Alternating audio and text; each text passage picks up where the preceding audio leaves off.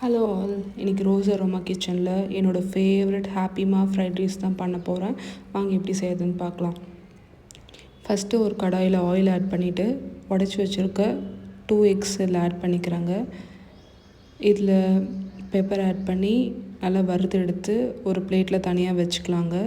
Next ஒரு கடாயில் oil add பண்ணிவிட்டு கட் பண்ணி வச்சுருக்கிற ஆனியன்ஸ் ஆட் பண்ணிக்கலாம். ஆனியன்ஸ் ரொம்ப குக்காக வேணாம், ஓரளவு குக் ஆகினா போதும். அப்புறம் கட் பண்ணி வச்சுருக்கிற கேரட் அண்ட் பீன்ஸ் இதில் ஆட் பண்ணிக்கிறாங்க. நெக்ஸ்ட்டு கட் பண்ணி வச்சுருக்க முட்டைக்கோஸ் இதில் ஆட் பண்ணி வெஜிடபிள்ஸ் ஓரளவுக்கு வெந்தால் போதும். நெக்ஸ்ட்டு நான் என்ன ஆட் பண்ண போகிறேன்னு பார்த்தீங்கன்னா சோயா சாஸ் தான் ஆட் பண்ண போகிறேன்.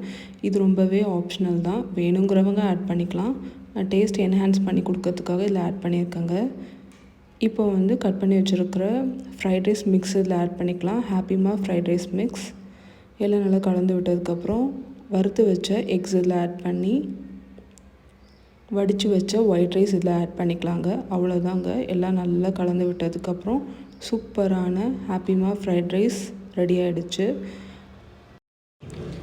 நம்ம லேட்டாக எழுந்துட்டோம், இல்லை டக்குன்னு சமைக்கணும், சீக்கிரமாக வெளியே போகணும், ஒர்க்கு போகணும் அப்படின்னு யோசிக்கிறவங்க கண்டிப்பாக இந்த ஃப்ரைட் ரைஸ் ட்ரை பண்ணி பார்க்கலாங்க. ரொம்ப டேஸ்டியாக இருக்கும்.